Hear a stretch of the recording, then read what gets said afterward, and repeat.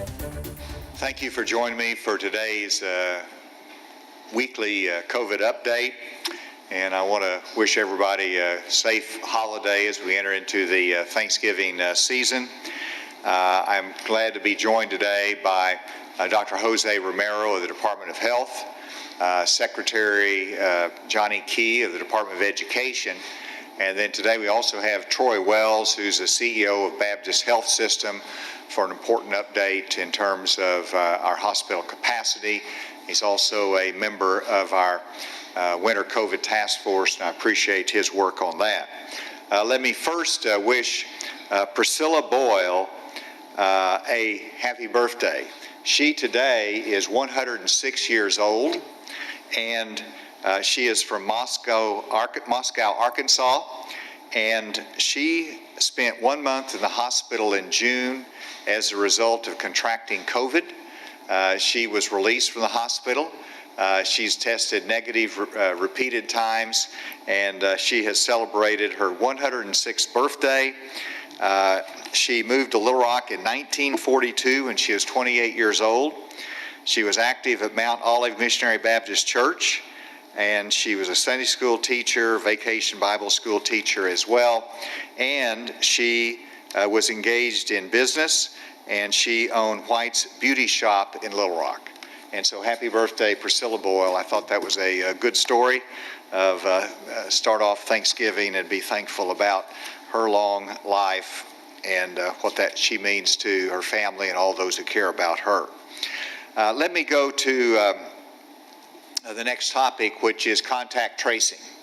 And I've get asked quite a few times as to how's our contact tracing going, and is there any delays that we need to worry about in our contact tracing? So let me review a little bit of history here. And first, these are the current case investigation status from our Department of Health. And as you can see, the time from specimen collection by the provider to entry in the Department of Health REDCap system is 2.5 days or 37 hours. And that's statistics as of the week of November 16th. So that is 2.5 days to get from the specimen collection to our internal system.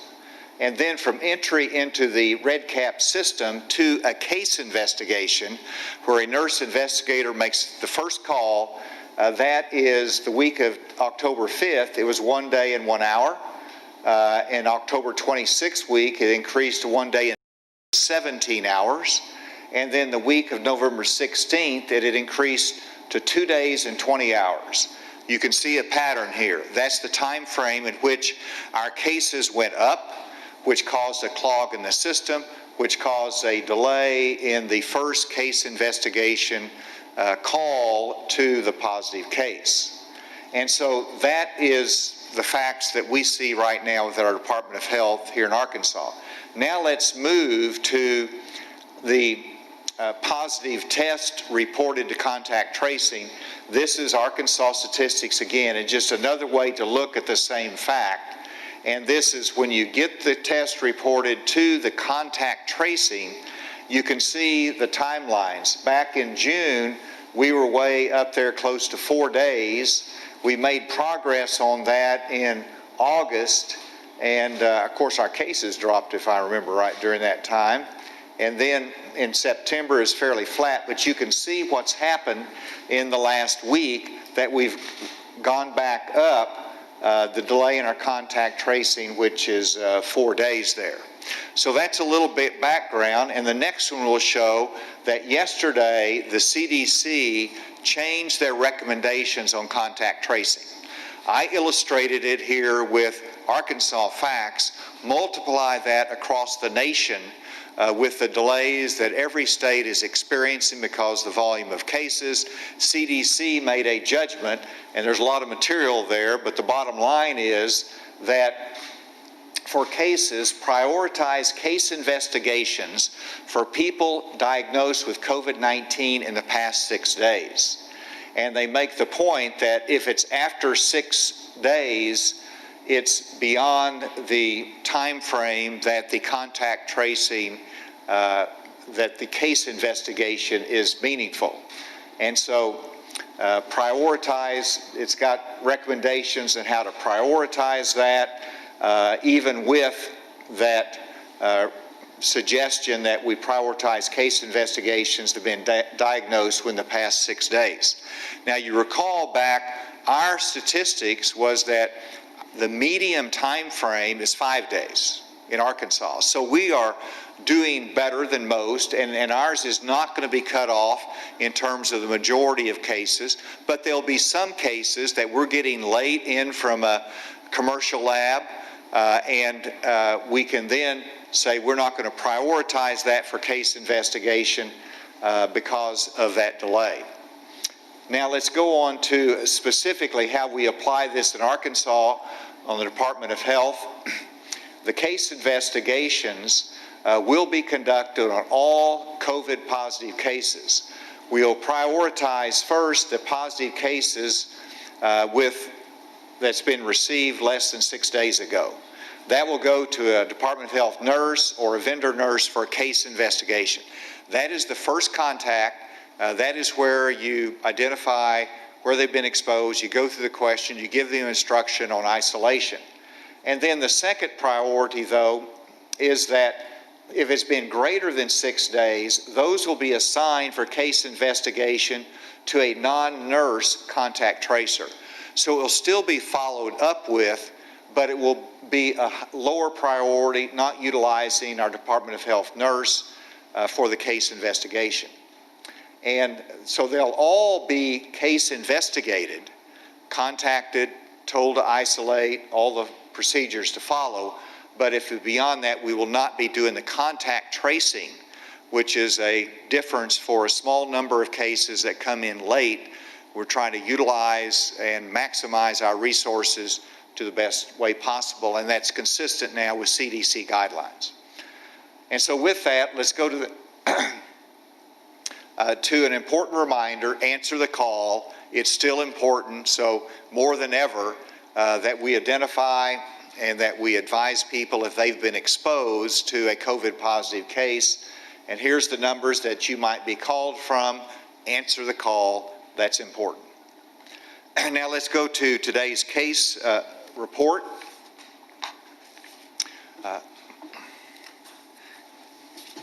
Let me dig it out for me.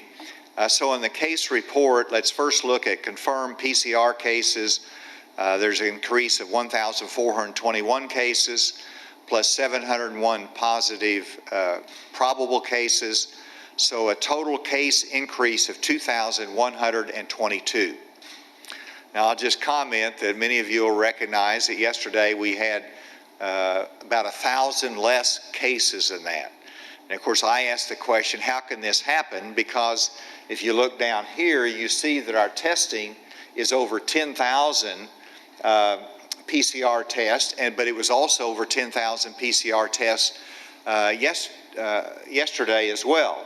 The difference is our antigen test. Yesterday our antigen tests were very low, and today we've had over 4,500 antigen tests that have been performed, and that is the probable cases. That's an increase of 701. So the primary difference is simply the antigen test kick back in, which it does after the weekend on a Tuesday, and so that is an explanation as to why we're at 2,122. If you look at our hospitalizations have increased 14. Our ventilators have been down 4, so we have 160 on ventilators. We have, in terms of our testing, as you can see, is very strong. Our deaths have an increase of 18 deaths. 18 Arkansans have succumbed to COVID-19, and that is a sad note to enter the Thanksgiving holiday on. So that's an update on the cases. Let's go through it in a graph form. This will be abbreviated. We're not going to go through the same level of graphs we often do. I think you're used to this. But the number of new cases, you can see the trend line a little bit more. You can see the number of antigen cases on that last line in the last 24 hours. Next, you'll see the 7-day rolling average, which For a while, it looked like maybe we're not going to keep going up, but we are right now. We need to get that back down. This is by region, and this is the only one I'll show by region. But here again, you can see previous to that date in October, when we added our probable cases and added our antigen testing, you can see the difference that made. But this allows us the greatest ability to account for all of our cases and to reduce the spread by adding the antigen testing in there as probable cases. But you can see the region that has the largest growth and highest numbers is Northwest, followed by the blue, which is Northeast Arkansas, followed by the yellow, which is Central Arkansas, and then the green is Southwest, and the red is Southeast. And so you can tell whatever region of your state in, the extent of the cases, the volume of the cases, and the trend line. And now you can see the 7-day rolling average of positivity for PCR tests. And we got up where we did not want to be, which is over 10%. Now, some of those later days are going to be backfilled, so we're still waiting to see wherever that will be. We need to get that under 10%. And then if you add in the antigen test, it gets higher because more people are positive on antigen tests than they are on PCR tests.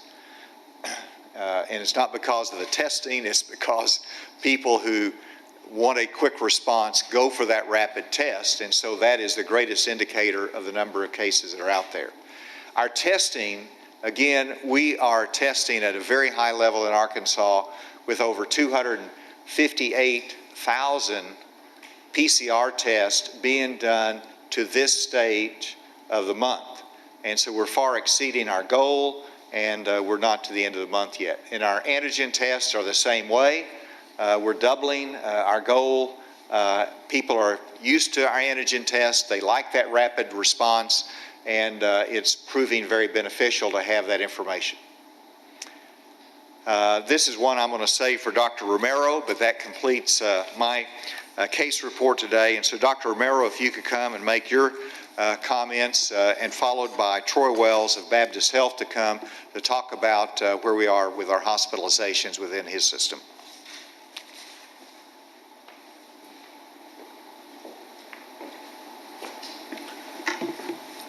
Thank you, Governor. May I have that first slide, please? So I'm going to talk a little bit about, I want you, the public, to keep in mind that we're coming up on an important holiday. We know it is family time, it is get-together time, but we are in the middle of a pandemic. And this slide really, I think, drives home the issues that I want people to keep in mind. That is, avoid travel, stay home, have a nuclear family Thanksgiving. Stay outside if you can. If you're going to have your Thanksgiving at home, try to do it outside where there's air circulation. Keep your contacts brief. That is, don't spend a lot of time up close. Keep your contacts as brief as possible. Avoid the hugging and kissing that we do. Stay apart. Watch your distance. That 6-foot interval between you is very important. That helps cut down on transmission. And wear your mask. Wear your mask at all times during the get-together, except when you're eating food, because that can be a source of transmission. And I know that this holiday is very important. It's part of our culture, but it's also very important that we do this in a safer manner than we have in the past. We don't want to see these numbers increase after the holidays of hospitalizations and deaths, because that is a very grave possibility today. So let me move from this to some more positive news, if I can, and that is on the vaccine front. There is now a third vaccine that has shown efficacy, and we believe we'll be moving forward to EUA approval. That's emergency use approval with the FDA.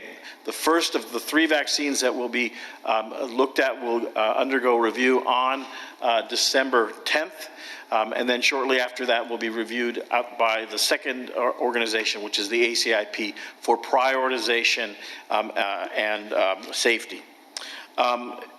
with regard to those vaccines, once they have been approved by both the FDA and the ACIP, they will be shipped to the states. We will receive an allotment. That allotment will not be enough to cover the entire state. It will be the beginning of vaccination of our healthcare providers and high-risk individuals, but again, will not be sufficient for everybody within the state. We should be receiving more and more vaccine over the first few months, but it will not be until either the second quarter or beginning of the third quarter of next year that we have enough for everybody. With regard to therapeutics, there's also good news in that front.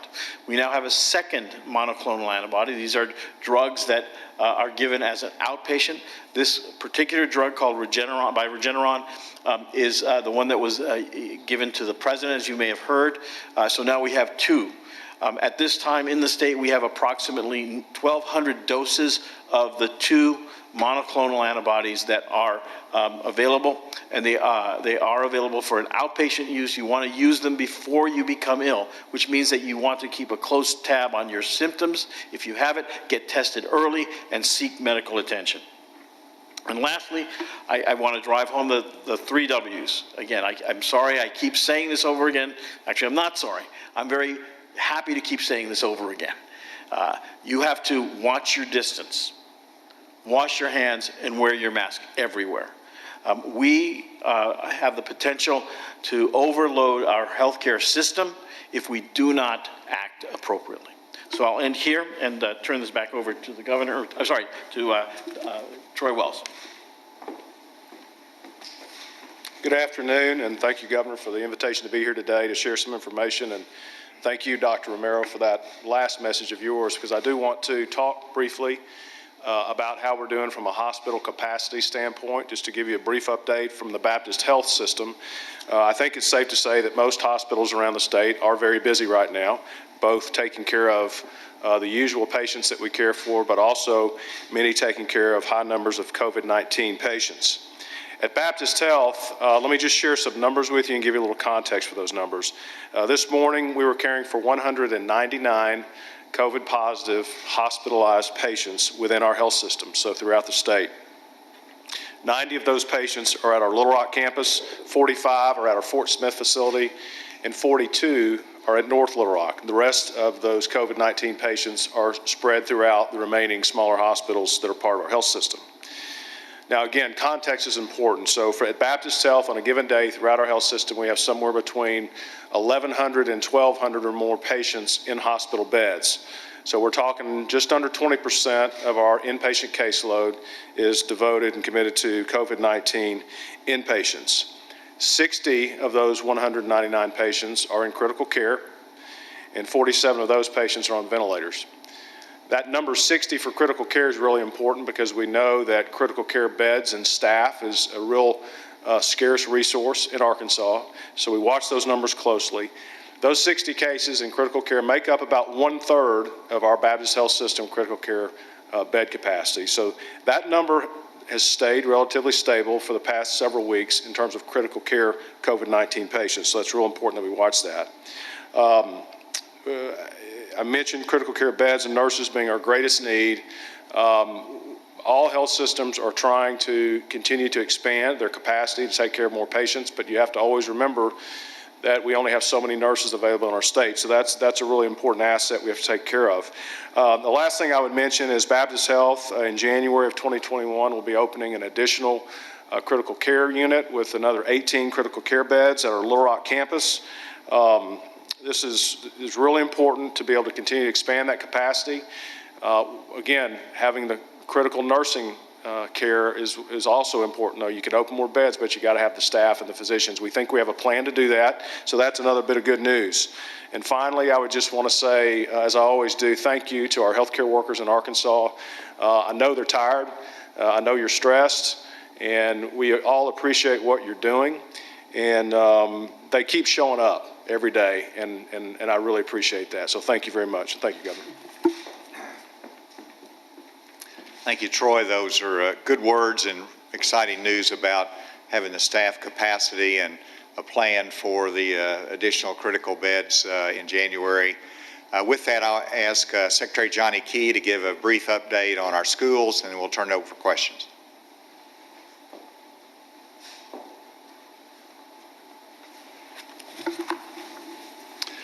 Thank you, Governor. As we review the data regarding the on-site modifications of instruction, last week we had 41 schools that made modifications. That's down a bit from the week before when we had 46. Total, that brings us right now to 37 districts that have some type of modification that has been implemented, and 267 that are inactive, which means they have returned to normal instruction. We do have a new analysis of the data this week that shows the scope of the modification with respect to, was it the entire district, were select grades within a school, or was it an entire school within a district? And that data shows that the schools are doing a very good job of targeting their response. 67% of these modifications were conducted at a school level at grades within a school. So very targeted to specific grades. 29% were the entire district. That also includes those times during the early in the school year when we had weather closures. And only 4% were an entire school within a district. So again, this is a good analysis showing that school leaders are doing a good job of targeting their responses. Like Troy said, I would echo his message to the healthcare workers. I would echo that to our teachers. We're in the Thanksgiving week. We have a traditional break. Some districts are taking the entire week. Some have 3 days. Whatever time you have off, teachers, thank you for your continued work. Thank you for your dedication. Take this time to get some well-deserved rest. We appreciate everything you're doing to meet the needs of your students. Thank you, Governor. Thank you, and we'll turn it over for questions. In terms of the contact tracing, if their response is getting delayed, do we need more contact tracers? And have you considered just adding, hiring more contact tracers? Let me answer that, and Dr. Porter might, or Dr. Seema, one of them, I'm going to let come up here and address that as well. But the delay is, to a large extent, coming from getting it from the lab and their processing, getting it back. So you've got some initial delay even before it gets to us. And so we did increase our staffing. You recall that we put 30 National Guard resources over the Department of Health specifically for case investigation support. So we've tried to address that, and I think that's the reason that this change will only impact a small number of our cases, because our time frames are much better than that. In the contact tracing is where we have our contracts, and if we need to beef those up, we will, but it's not meaningful for them to do the work if they're getting those cases assigned to them with such delay.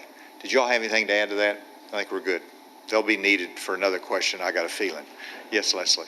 I had a question from a nurse, and that was that nurses are grateful for the waiver.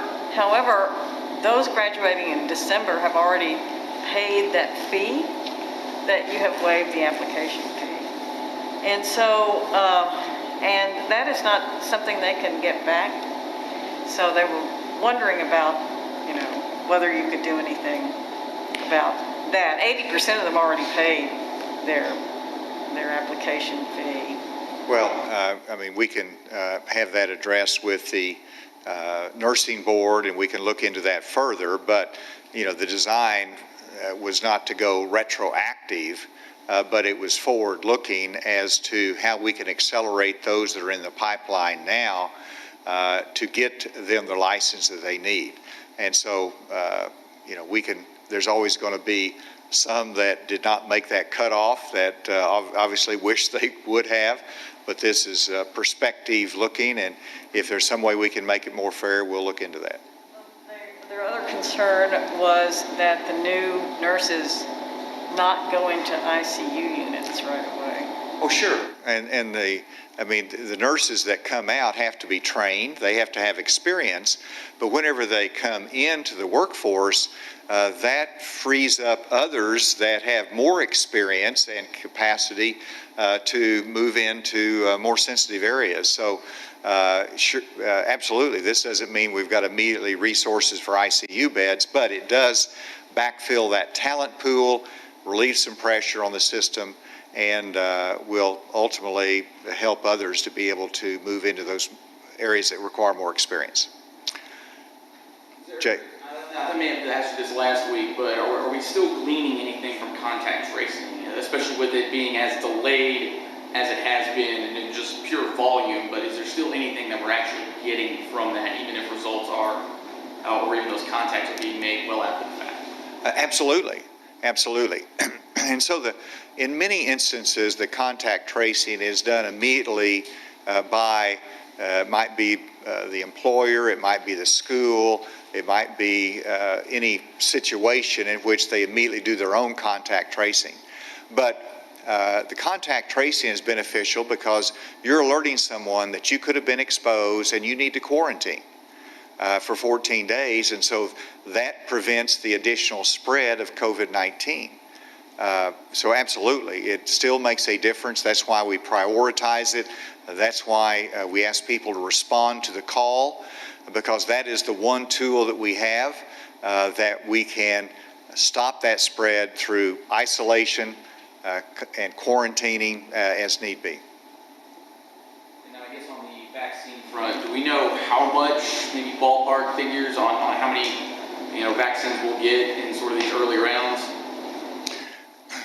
I was on a conversation with Secretary Azar yesterday, and it's, as Secretary Romero said, it's going to be by per capita, but I think it depends first on what is the which vaccine gets the approval first, what is their volume of production, and then the federal government will actually make the allocation. And then once we know the allocation, then we will be able to prioritize and know where that goes. Dr. Romero, do you have anything else to add on that? I can add a little bit more detail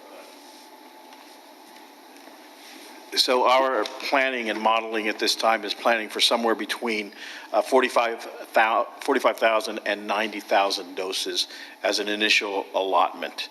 And that will continue to come to us over a period of several weeks and into next year. And is there going to be any further prioritization? I mean, obviously, healthcare workers most at risk are going to be sort of that highest priority, but will there be any other tiers underneath that? So within the healthcare workers, there may have to be additional prioritization given the amount of vaccine.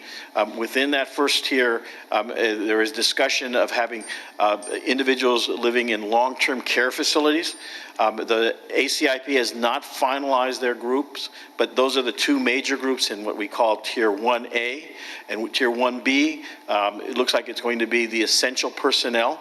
That will include teachers, will also include individuals in correctional institutions working there, and other individuals that keep the society going.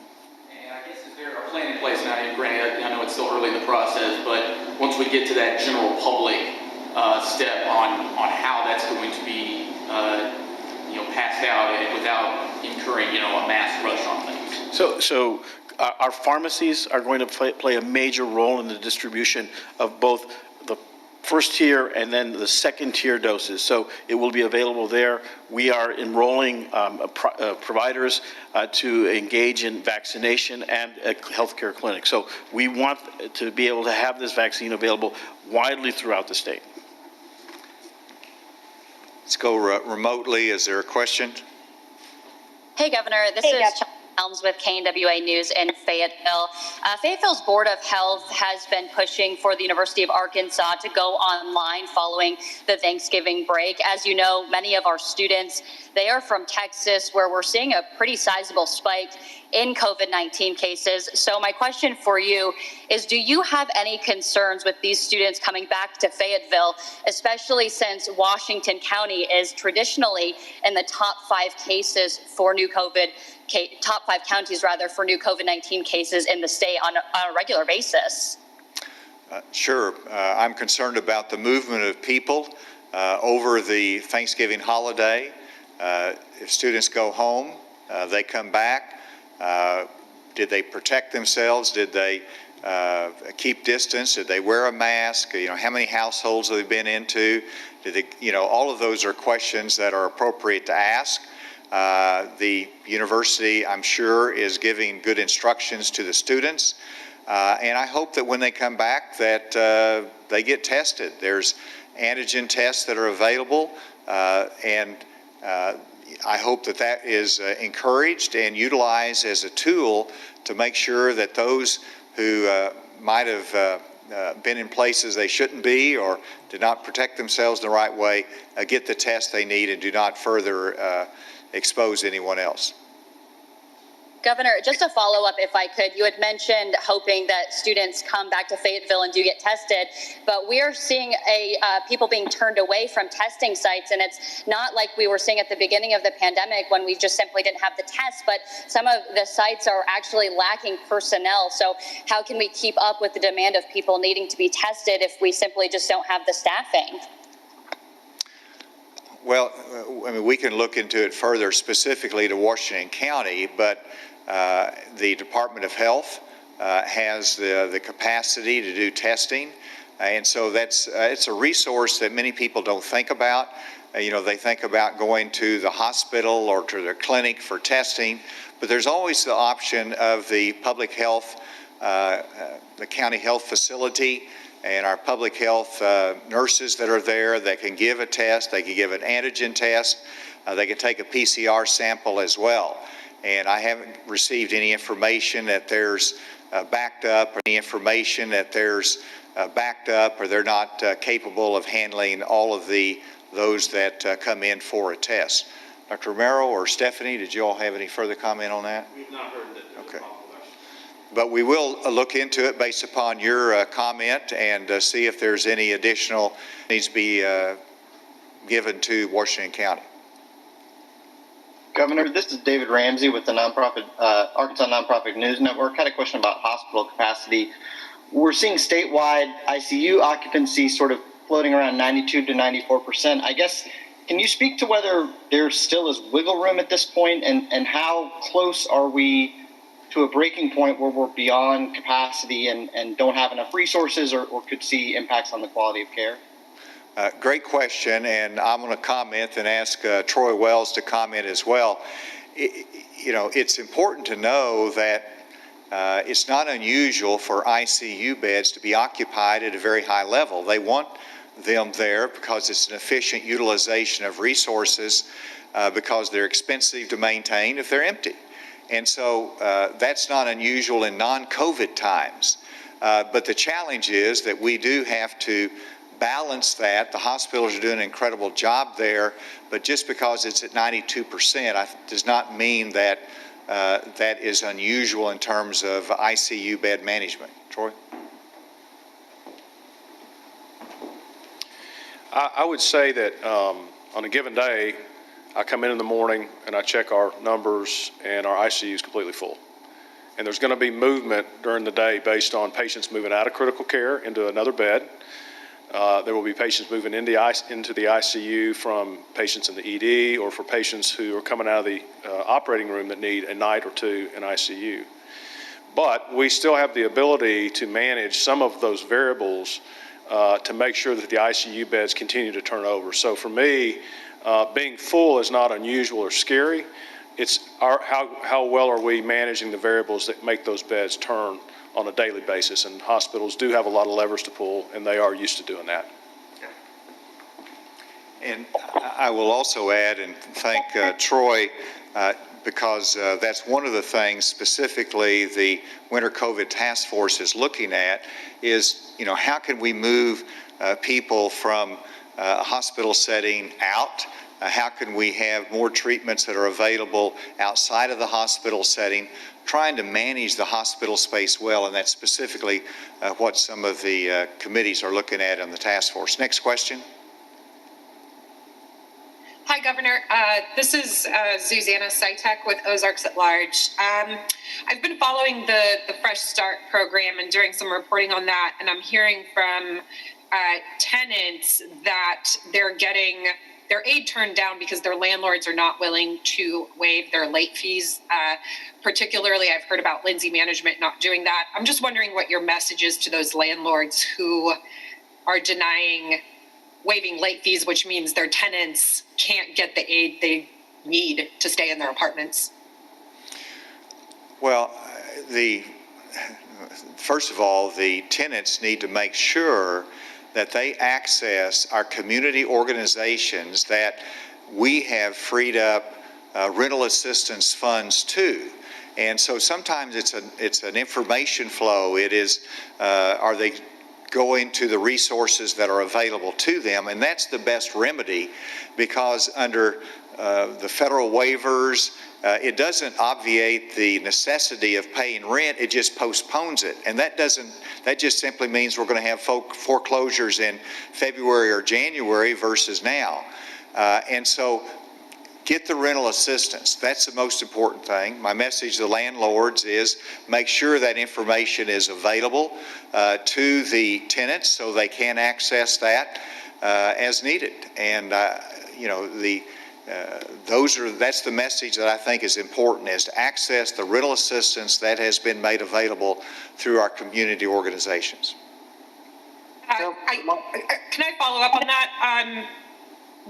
But that rental assistance is coming from the Fresh Start program, and there really isn't anything else in places like Washington County. That's all that's left for people is this Fresh Start program that they've applied for. They qualify. The only reason the money isn't going to the landlord is because the landlord isn't willing to waive late fees on late rent. I'm not sure I got all of that. Are you saying they're out of Fresh Start money in Washington County? No, I'm saying that part of the Fresh Start program requirement for landlords is to waive their late fees that people have accrued on late rent. So people are being denied rental assistance from Fresh Start because their landlords are not willing to waive the late fee. Well, yeah, I would. I think there's some federal requirements that I probably need to study up on again. Some of the federal requirements set forth those rules as to what the tenant can claim and assert as to COVID-related reasons for not paying the rent.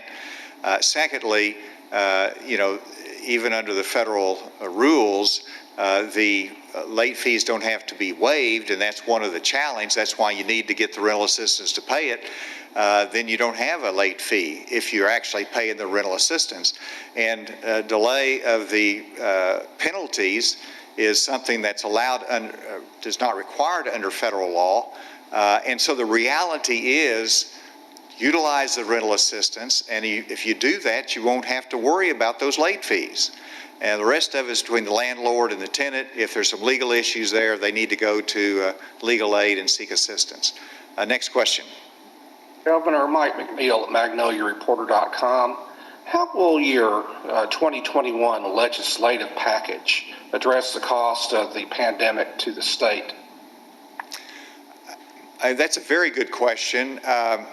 Right now, in terms of the budget, the Department of Health is allocated money that is needed for vaccine distribution, for the plans that we have in place, continued contact tracing, but there's going to be more funds that are needed. I expect that we're going to have a significant amount of federal money coming in to assist in the vaccine distribution that will also help us in terms of continued contact tracing support, case investigation support. And so when that federal money comes in, then the legislature will have to address the appropriations that are necessary for it. So the General Assembly plays a very important role as we head into the spring to make sure that we have the funds in place as well as the appropriation for the federal funds so we can properly use those through our Department of Health. Governor, good afternoon. It's Neil Gladner at KZNG in Hot Springs. I think this question's for Dr. Romero. If we could go back to the Regeneron, and if I heard him right, he said there's 1,200 doses in the state, and that those doses are best used at the early onset of symptoms. Are there more doses coming? Because at 1,200, that's not enough to cover the people who tested positive today. Could you talk about the prioritization of how that will be used? So you are correct. That's not enough for everybody. That's 1,200 doses of both the Regeneron and the Lilly product. So there's two different products we're talking about. These are being sent out to the hospitals from the health departments and as the hospitals call for these drugs. So they gauge their own need for this. We're monitoring their use to make sure that they are leaving the hospital into the patient or the site into the patient. So does that address your question? Well, does it mean, doctor, that it's only for hospitalized patients? Because you mentioned the use of it as an outpatient therapeutic as well. So I'm really asking you about the prioritization. Yeah. So these drugs are targeted to outpatient therapy. These are for patients that have not been hospitalized, and they are to try to keep them from going far enough into their illness that require hospitalization. So that it's a, if you will, a preemptive step to getting them, keeping them out of the hospital. Next question. Hi, Governor. This is Allie Lynch with 5 News. A lot of schools in our area are having to go virtual, Springdale schools specifically, because there's simply not enough staffing due to so many teachers having to quarantine. How is the state handling this teacher staffing shortage? It seems there's not enough substitute teachers to fill in. Excellent question. Secretary Key.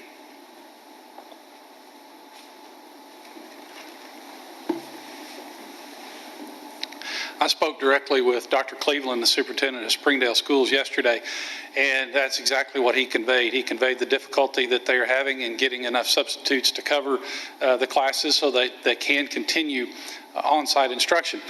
So that's part of the efforts when they make modifications for on-site instruction, looking at the time that they might be shifted to virtual learning. And what their plan is in Springdale is for this week and then next week to be virtual learning days, but having their facility open for students that need to be on site. So there'll be limited numbers on site. That helps with really mitigating the need for substitutes when you have a reduced number of students on site. And then looking at their data again after next week to determine what they do for the following week. So those are all the data points, or among the data points, the staffing issues, as well as the number of students that they may have that are positive or staff that are positive. But they are handling it very well at the local level. They are seeing what their needs are. They're working with their staffing companies or with their organizations that help them with substitute teachers. And then making some of those operational decisions based on those data. Secretary Key, while I got you up there, are there any discussions into what some of the testing is going to look like, or some of the processes and procedures in that, or is another year of waivers on the table? So you're referring to the statewide testing for students, the assessment? Okay. Right now, we are planning on moving forward with the statewide assessment. We have modeled some data. We feel like we can meet the 95% requirement that is set forth in federal law. There are no waivers being discussed right now from the U.S. Department of Education. Any other questions? Governor, this is Kendall with 4029 News. My question is in relation to Allie's question. The Springdale School District, the largest district in Northwest Arkansas, said they'll be doing remote learning until December 7th after Thanksgiving to give students and staff time to get through quarantining. My question is for you or Dr. Romero, do you find this effective after the holiday, and do you suggest other districts to do something similar? Did you get that, Dr. Romero? Can you just get a little bit closer to your microphone and tell me the essence of the last part of your question? Yep. So the Springdale School District will be doing remote learning until December 7th after Thanksgiving to give students and staff time to get through quarantining. Do you find this effective after the holiday, and do you suggest other school districts to do something similar? Well, as much time as you can spend in the classroom, the better.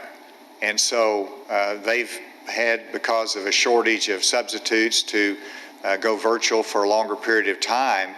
But I'm delighted that they're going to be going back into the classroom and not having a full break between Thanksgiving and Christmas. And that's a pattern that we expect across the state of Arkansas, is to maximize the time that we can offer the students in classroom, understanding that there will be times that because of resources or because of quarantines that we have to go to a virtual option. But I think Springdale's handling it well, and I know they're working closely with Department of Education on that as well. Final question here at the table. I just wanted to ask about the White House task force continuing to recommend limiting restaurant capacity and also a pause on extracurricular activities. Just wondering, like in the task force, if that's something you guys have been discussing or if you have been considering that. We discuss the White House report every week. I just had a conversation with Dr. Romero about that. There were some encouraging words that were in the report that we actually did not consider applicable. The fact is, we have more current data that's coming daily out of Arkansas that we act upon. And so that's what we're relying upon. Theirs is helpful information because they look at it from a national perspective, but they've had those recommendations in there from day one. And as I've said, we're not going to be putting economic restrictions on people and businesses without having data to say they're a source of the problem. And so, there's studies that are coming out that, the activities in the school are really not the cause of the spread. It's not the worry as much as what's happening in the community. And so we'll have more on that later, but that's an answer as to why we're not looking at more specific responses, because we want to rely upon the data to make the right decisions. Will there be any mandates on vaccination? Will there be, healthcare workers and make sure you can test the teachers? Or is it just going to be, we strongly encourage you to get those vaccinations? I expect that we're obviously going to lead by example. We're going to encourage. We're going to market. We're going to build confidence in the vaccine. That will start with FDA approval and the fact that they are going through their review process methodically, as they always do, with the highest standards. We want to be able to support that and build confidence. I do not expect at this time that there'll be broad mandates across Arkansas, but that we will simply encourage everyone to do the vaccine. Thank you all very much.